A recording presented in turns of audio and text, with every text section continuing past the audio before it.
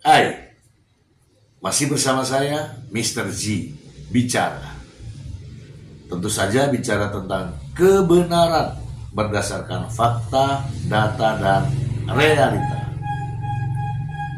Teman-teman, saya semalam menonton debat ya di stasiun televisi swasta ya.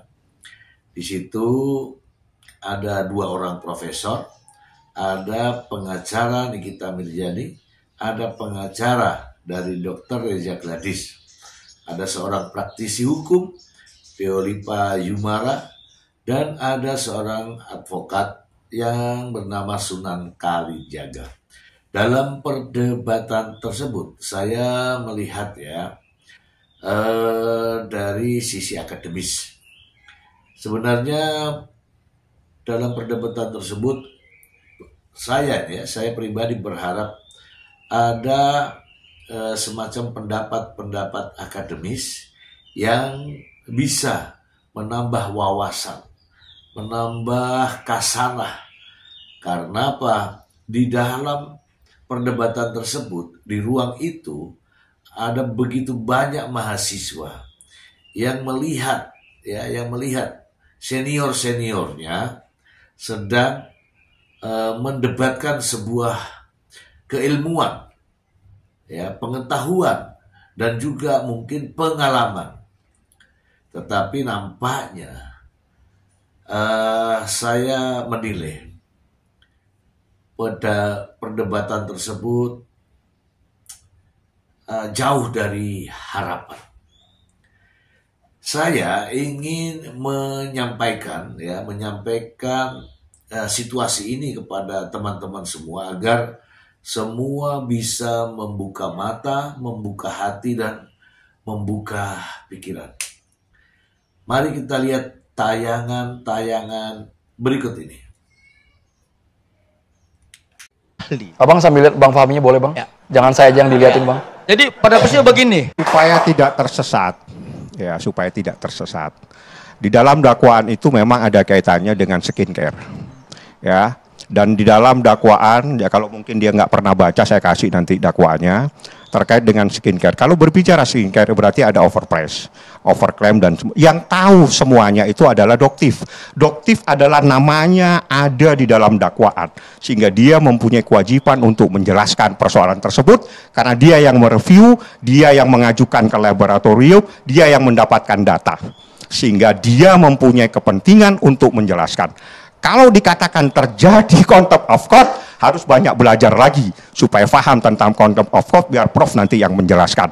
Karena di dalam proses pemeriksaan itu dibawa kendali majelis hakim. Majelis hakim tidak ada masalah, kita debat. Karena debat kita adalah debat hukum, di mana seseorang keberatan pada saat fakta-fakta persidangan diungkap tapi dipotong. Soal ini tidak cocok dengan Anda punya selera, Anda punya pertanyaan, dijawab tidak cocok dengan selera Anda bikin kesimpulan. Ini bukan saksi kami, ini adalah saksi Anda. Seperti itulah persoalannya. Jadi, soal domain Bang, soal satu lagi domain setelah persidangan, domainnya jaksa tadi. Beda, jadi gini, soal domain jaksa, itu bukan urusan dia. Kalau kita sekarang sementara dia lagi duduk santai, dia tidak mau, kenapa harus dipaksa-paksa seperti itu? Ini kan bukan teroris, bukan pembunuh. Dia santai-santai aja, memang Nikita akan lari. Nikita itu terkenal. Nikita tidak mungkin akan lari kemana-mana. Dia istirahat sebentar di meja itu, kan masalahnya di mana? Kalau harus dipaksa, harus dipakaikan rompi segala macam, seperti Nikita ini adalah tahanan teroris, itu kan juga nggak masuk akal. Manusia itu juga harus punya adab, punya etika, punya moral, punya kemanusiaan. Ini seorang ibu dipaksa harus pakai rompi, dan itu nggak benar. Kalau dia memasangkan rompi itu di luar pintu, itu ada pintu, belakang Anda ada pintu. Di luar pintu itu benar yang dilakukan oleh jaksa. Tapi kalau masih dalam ruangan sidang ini, apa yang dilakukan oleh jaksa itu adalah tidak benar. Karena itu adalah ruangan steril. Baik, saya coba luruskan ini Bang ya. Pada prinsipnya bahwa tentang Dr. Samira itu ditempatkan dalam saksi itu adalah saksi fakta. Tetapi kemudian kalau Bang Fahmi berbicara soal overprice dan kemudian overclaim, itu kan kita berbicara soal saksi ahli. Abang sambil lihat Bang Fahminya boleh Bang? Ya. Jangan saya aja yang dilihatin Bang.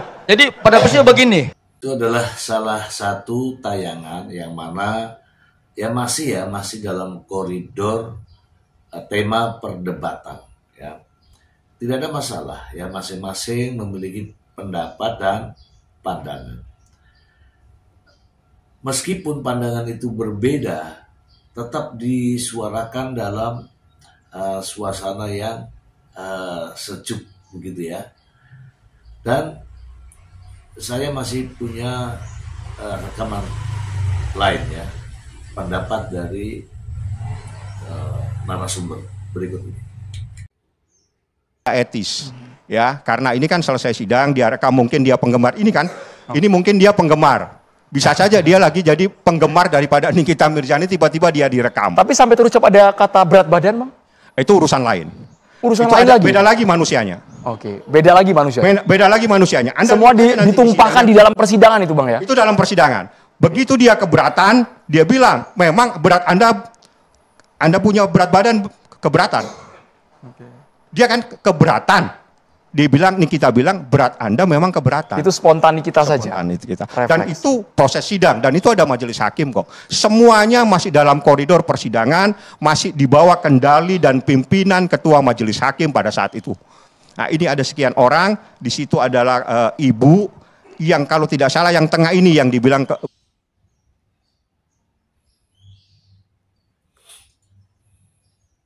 situ adalah ibu yang kalau tidak salah yang tengah ini yang dibilang berat badannya keberatan. Boleh. Kita ke Bang Julian. Ini perdana saya muncul lah di acara ini. Saya coba ikuti pola pikir Bang Fahmi ya, bahwa dengan adanya dua peristiwa Bang ya. Pertama setelah selesai persidangan, kemudian di dalam persidangan. Nah kalau kita misalkan berbicara setelah selesai persidangan, itu kan domainnya dari jaksa. Nah seharusnya terdakwa Nikita Mirzani harus ikut dan patuh terhadap jaksa penuntut umum. Dan tidak melakukan perlawanan terhadap apa yang menjadi instruksi dari Waltah itu sendiri. Nah kalau kita lihat peristiwanya, bahwa majelis hakim sudah menutup ya persidangan. Setengah jam saya anggap itu ya durasi waktunya. Tetapi terdakwa Nikita Mirzani tidak ingin dibawa kembali ke tahanan. Nah artinya ketika selesai persidangan itu adalah merupakan domain dari jaksa. Itu harus tegas saya sampaikan. Nah yang kedua, berbicara di dalam soal persidangan.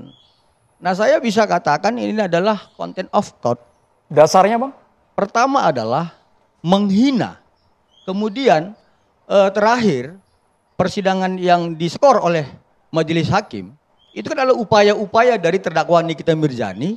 Sehingga majelis hakim mengambil penetapan keputusan untuk skor persidangan. Seperti itu. Nah kalau kemudian tadi Bang Fahmi mengatakan bahwa Doktif itu sebagai saksi dihentikan oleh jaksa dan kemudian Bang Fahmi keberatan terhadap perbuatan jaksa. Saya pikir begini, penuntut umum itu kan sebenarnya kan menguatkan dakwaannya Bang. Itu pertama.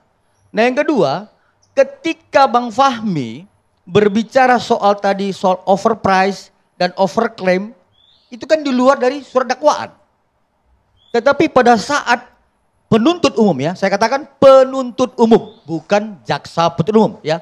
Penuntut umum kemudian ingin mendalami digital forensik yang dibacakan, lalu kemudian saksi Samira lari kepada persoalan-persoalan lain.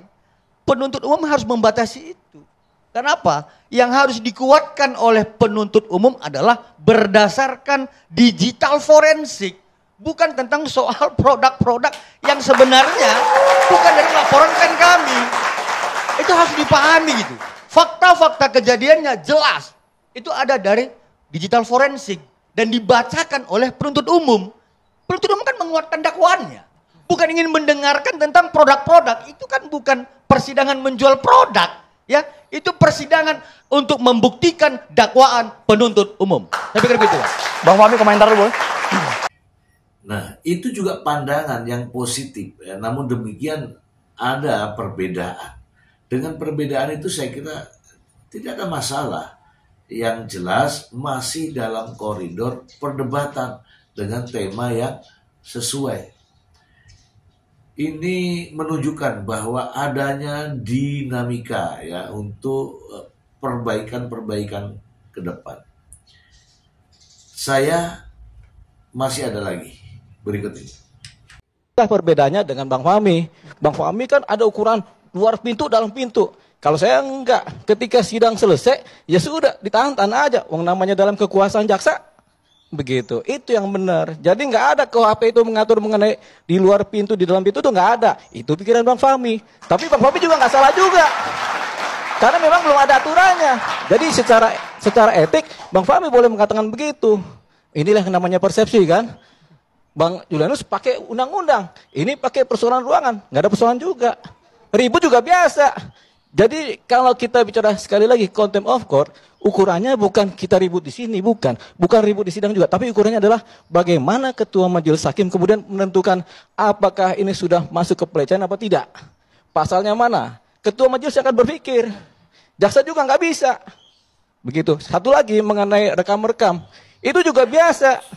Zaman sekarang semua pengacara merekam setiap apa yang terjadi di persidangan. Semua jaksa merekam. Dulu masih pakai rekaman suara. Sekarang ada visual. Direkam juga pakai visual. Apakah salah? Tidak. Kenapa? Ini akan mencari tahu. Kalau dalam suatu persidangan ada keributan. Yang kedua kita masuk kepada netralitas jaksa dan pengacara. Kan Bang Gayus bilang harus netral. Saya bilang tidak. Netral secara umum itu kalau dalam dunia publik, tapi dalam persidangan jaksa itu tugasnya menuntut, pengacara tugasnya membela. Siapa yang netral? Yang netral hanyalah hakim. Dia yang menilai benar salahnya atau keterangan-keterangan yang ada. Jadi jaksa karena tugasnya menuntut, dia harus berpihak kepada korban. Karena dia harus berpihak kepada korban atau berpihak kepada kebenaran. Ini beda ya. Berani bantah Profesor Gayus ya ini Bang Diolipa. Oh iya dong, kan sebelah saya ada profesor juga nih kan, dosen saya kan, begitu. Jadi memang harus begitu. Tapi dalam konteks yang umum, Jaksa Agung bilang jaksa harus netral, se-Indonesia netral. Memang iya netral dalam konteks yang umum di dunia publik. Tapi dalam persidangan yang dimana marwahnya adalah sidang, dimana jaksa tugasnya adalah menuntut, nggak bisa menuntut itu secara netral. Menuntut itu harus berdasarkan fakta-fakta yang kemudian mengacu pada keadaan. Jadi sah saja kalau motong keterangan saksi. Saya sering kali dipotong sama jaksa. Setiap saya ngomong dipotong, suka salah saya kan. Tapi kalau jaksa ngomong juga suka saya potong. Itu boleh. Kenapa? Kenapa boleh? Karena itu yang disebut adanya majelis hakim. Saya keberatan. Jaksa juga. Kami keberatan yang mulia kan gitu. Kata keberatan itu dasarnya adalah potong memotong. Kalau nggak ada potong memotong, nggak ada kata keberatan begitu. Jadi kalau jaksa memotong, kami keberatan dengan ini. Kenapa? Supaya duduk soalnya jelas. Jangan sampai orang ngelantur berbicara. Saksi kan banyak yang ngelantur. Kalau saksi ngelantur kita nggak bisa motong gimana? Kan beresiko. Persidangan nggak berjalan sesuai. Guys, komentar boleh. Silakan, Profesor. Ya, walaupun tidak ada undang-undangnya, bukan berarti peristiwa hukum tidak bisa diselesaikan oleh hakim. Harus ada satu asas, judgment law. Ya, hakim itu harus bisa membuat undang-undang. Kalaupun tidak ada undang-undangnya, ajukan saja. Contempt of court, banyak yang dihukum, banyak yang dikenakan sanksi. Kenapa? Judgment law. Tidak ada undang-undang, tidak persoalan negara hukum. Ada aturan-aturan yang memang ditentukan. Ketika belum ada ITE, apakah domain-domain yang melanggar dihukum? Saya pernah menghukum. Kalau menggunakan domain yang salah, tidak punya hak atas domain itu. Tidak ada ITE, tidak ada kita sampai sekarang pun belum punya ya undang-undang tentang cyber law kita belum punya. Ukuran mengenai cyber crime apa? Tidak ada juga.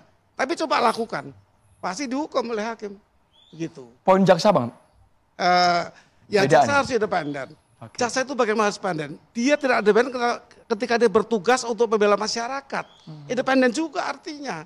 Dia tidak boleh memisahkan pelaku maupun korban. Dia harus independen di antaranya. Itu idealnya begitu. Tidak boleh. Apalagi advokat. Advokat kan tidak membela yang memberi kuasa saja. Advokat juga memberikan kebenaran. Belum ada advokat menuntut kalian dihukum. Memang belum ada. Jaksa ada. Jaksa membebaskan, meminta hakim yang mulia untuk dibebaskan setelah mengikuti proses persidangan ini terjadi. Tapi adakah advokat pernah berani? Setelah saya mendengar semua proses, saya minta klien saya dihukum. Ini fakta persidangan. Adakah? Nah itu hal-hal yang perlu kita pikir. Ini kan saya menafsirkan apa yang dikemukakan oleh Prof. Gayus tadi. Tidak memihak itu adalah jangan disalahkan orang yang benar. Jangan dibenarkan orang yang salah. Jadi fakta, apa faktanya tadi? Memang kan tugas kalau lihat dari fungsi dari jaksa ini adalah menuntut. Inilah yang sering dikatakan oleh masyarakat, dia memihak kepada korban. Sebenarnya yang dituntut oleh jaksa ini adalah orang yang diduga bersalah dan mereka mempunyai 2 alat bukti dengan itu. Begitu juga seorang pengacara tentunya juga, dia tidak akan membabi buta juga untuk membela kliennya karena itu integritas dia dan kompetensinya dia akan dipertaruhkan dalam masyarakat. Orang akan menilai apakah membabi buta atau ada reasonable-nya, ada argumentasinya atau tidak. Jadi dia lihat juga ini samanya kan pengadilan, hakim juga demikian. Pengadilan kan ini tujuan kita mencari itu kan mencari keadilan dan kebenaran. Dari dua-dua itu sudut pandang berbeda yang saya katakan tadi boleh saja. Tapi yang mengikat adalah hakim.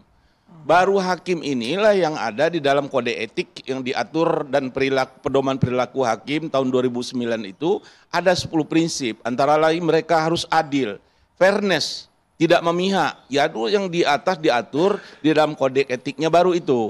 Sementara kedua belah pihak tadi belum juga dengan tegas, harus membela terus.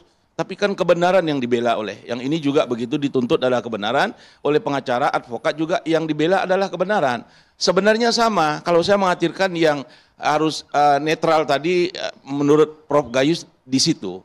Mereka berbeda di dalam fungsi mencari kebenaran dan keadilan.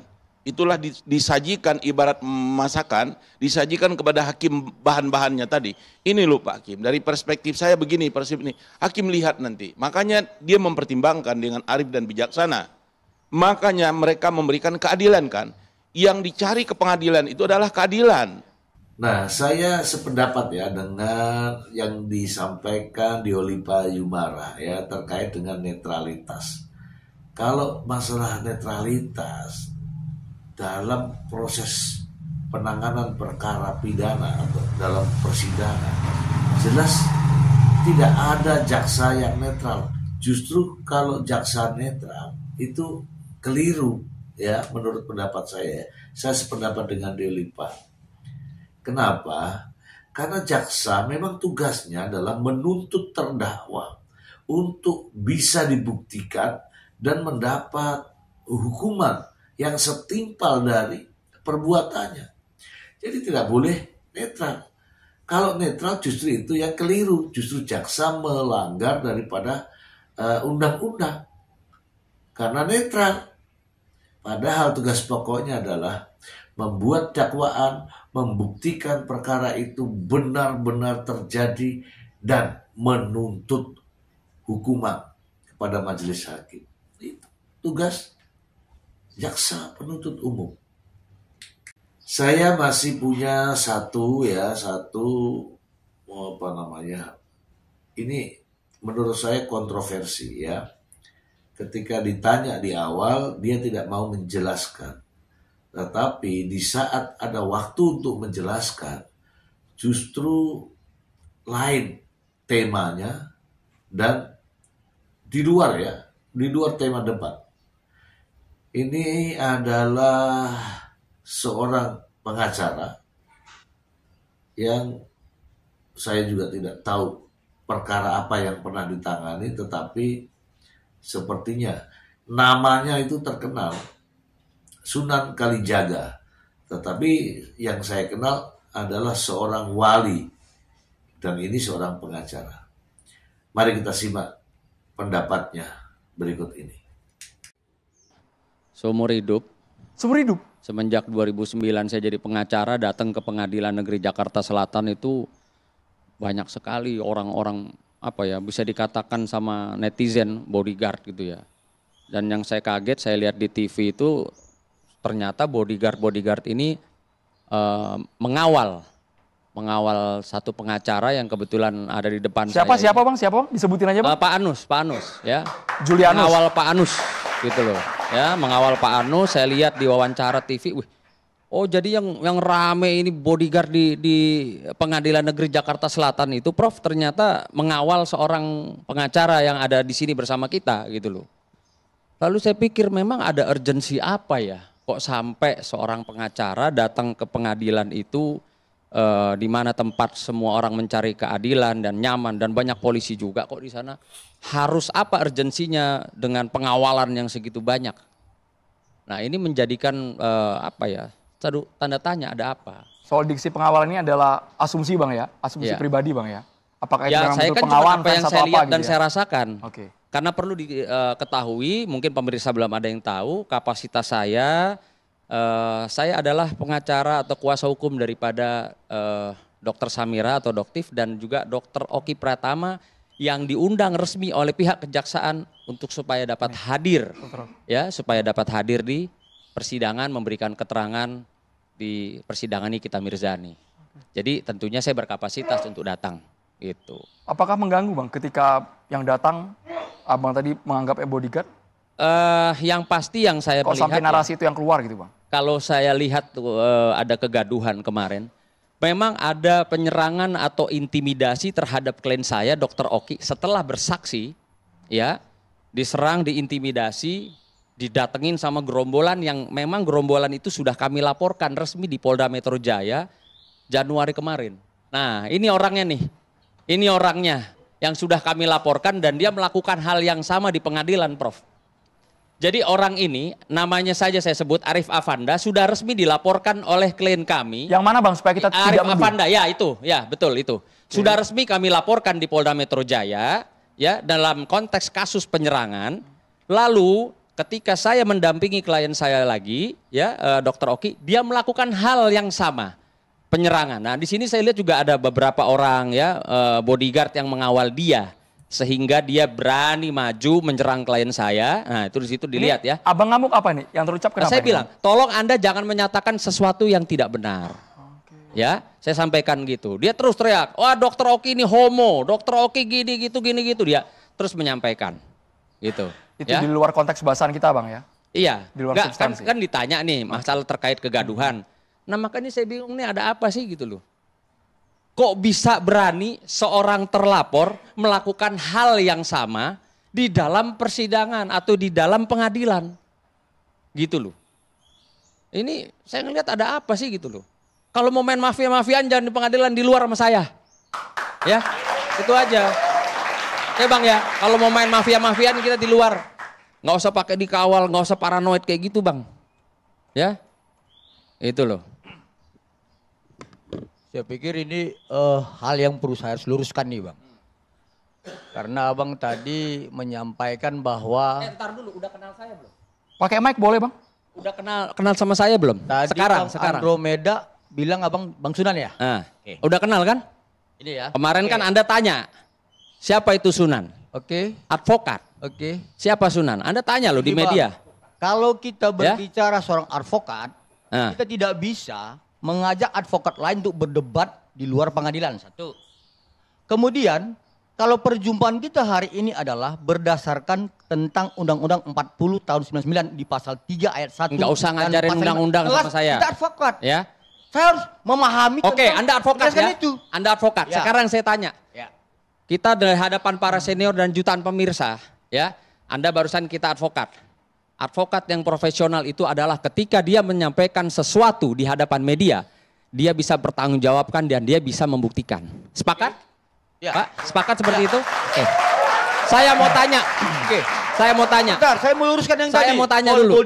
bodyguard itu jangan menjadi framing, Bang. Bukan framing, Jangan itu menjadi framing. fakta. Dilihat banyak orang, ya. Begini. Ya, begini, Anda Bang. ada di tengah-tengah pengawalan banyak bodyguard. Itu fakta. Begini. Pengacara bicara fakta, jangan bicara yang lain. Abang jangan mendulukan seperti Ya, itu. gitu loh. Karena pada saat saya mendampingi klien saya di ruang saksi, dan kemudian saya keluar dari ruang saksi, ada beberapa orang yang kemudian menggiring dan mengamankan kami dalam ruang persidangan.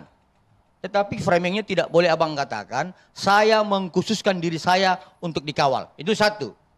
Yang kedua, jangan abang katakan nanti, saya tidak sesuai fakta. Saya itu bersama klien saya dipanggil oleh jaksa penuntut umum untuk kemudian memberikan kesaksian sebagai saksi korban. Nah, kalau soal Panda, itu adalah minggu depannya. Jadi jangan abang memframing kembali bahwa saya itu memprovokasi dan kemudian membuat keributan. Ini saya meluruskan, seperti itu. Oke, sekarang saya bertanya ya. Saya bertanya nih. Anda mengklaim diri Anda seorang advokat, betul? Dan Anda banyak saya lihat, ya baik itu roadshow maupun ditanya atau doorstop, Anda banyak bertemu dengan media, dengan wartawan, dan Anda menyampaikan sesuatu. Pertanyaan saya, kita sebagai seorang advokat yang profesional, sepakat bahwa kita sampaikan sesuatu apalagi di media, di hadapan ke publik adalah sesuatu yang benar, sesuai dengan fakta atau alat bukti yang Anda punya. Pertanyaan saya satu, tolong Anda buktikan, seperti apa yang Anda selalu gembar-gemborkan dari awal kasus ini, bahwa klien saya Dr. Oki adalah seorang sindikat. Tolong tunjukkan di hadapan kita saat ini, di jutaan pemirsa malam ini, punya data atau bukti atau putusan hukum yang otentik seperti apa yang menyatakan bahwa klien saya Dr. Oki Pratama adalah seorang sindikat. Karena sindikat itu yang Anda selalu suarakan di hadapan media itu sangat-sangat negatif. Ya, kita ketahui, Prof, mohon izin, sindikat itu konotasinya negatif. Ada sindikat narkoba, sindikat. Ini dari ucapannya ini, teman-teman, saya tendensius ya, di luar tema, ini malah mengarah kepada apa namanya ya, bodyguard, kemudian seolah-olah semua orang harus kenal sama dia gitu ya. Belum kenal saya. Ini Pak Anus ya. Padahal namanya Julianus. Jadi inilah saya melihat bahwa bagaimana mau dihargai sama orang lain kalau dirinya juga tidak menghargai orang lain. Kelihatan sekali di sini, kelihatan sekali. Namun saya melihat yang namanya Pak Julianus itu tetap pada realnya ya, koridor. Dia menyampaikan bahwa kita sebagai seorang advokat tidak mungkin berdebat di luar persidangan. Kalau mau berdebat sesuai dengan aturan, sesuai dengan undang-undang, berdebat di ruang sidang, kan begitu. Artinya masih ini ya. Tetapi nampaknya kata-kata yang diucapkan oleh Sunan Kalijaga ini sudah melenceng ya. Apalagi menyinggung masalah main mafia-mafiaan itu jauh di luar seorang praktisi lah, saya katakan. Tidak sepantasnya ya ngomong demikian di wilayah debat dan disiarkan oleh televisi. Memprihatinkan.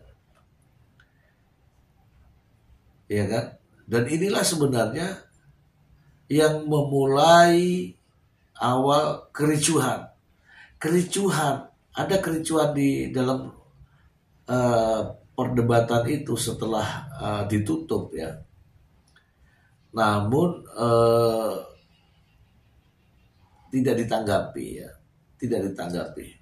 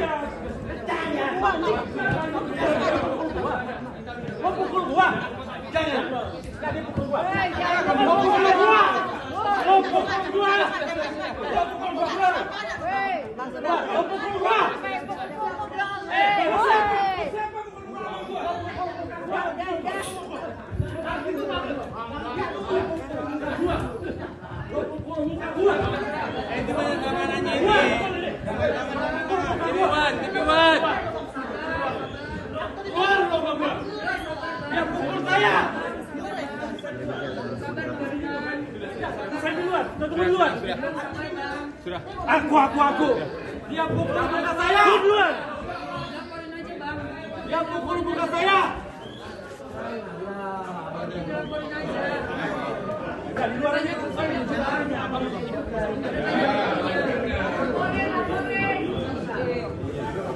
Dia yang nyerang duluan loh. Iya, jangan nyentuh duluan bang. Lo jagoan sama gue satu-satu yuk. Lo jangan colok muka gue. Lo pukul gue. Ayo.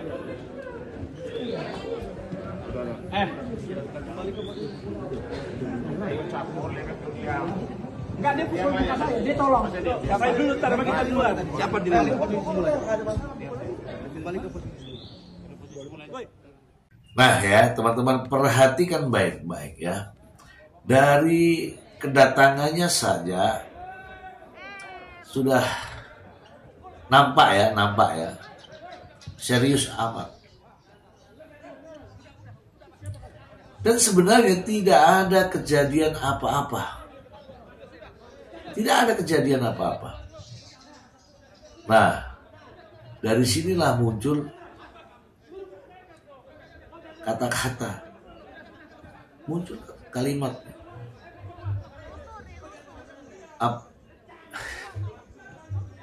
Sekarang ini ada muncul pukul muka gue, lu pukul muka gue. Padahal nggak ada pemukulan. Yang bener yang mana nih? Ada lagi nih kalimat. Lo colok gue, lo colok mata gue, lo colok wajah gue. Yang bener yang mana? Teman-teman, ini tidak ada apa-apa, tidak ada masalah apa-apa, ya, tidak ada masalah apa-apa. Tetapi dibuat drama ya kali ya. Ini nggak ada apa-apa teman-teman, nggak ada apa-apa.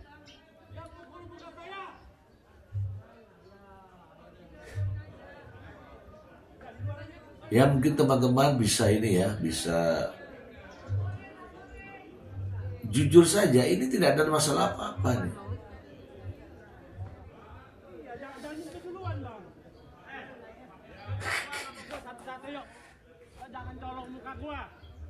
Aneh ya. Ini nggak ada apa-apa loh.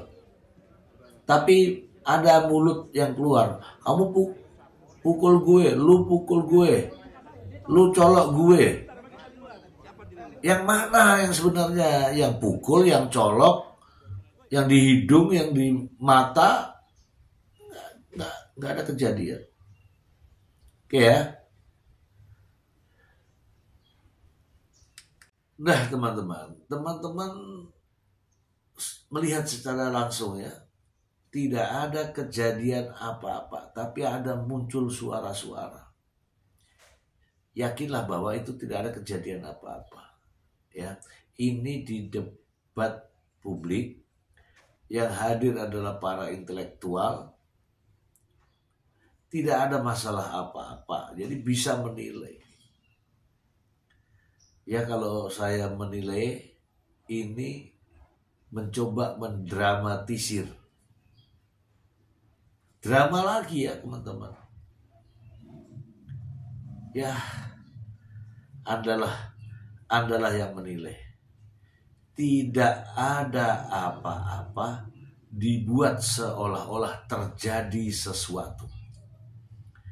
Ada kalimat lu pukul gue, lu pukul gue. Lu pukul gue, lu colok gue. Lu colok wajah gue. Lu colok hidung gue, lu colok mata gue.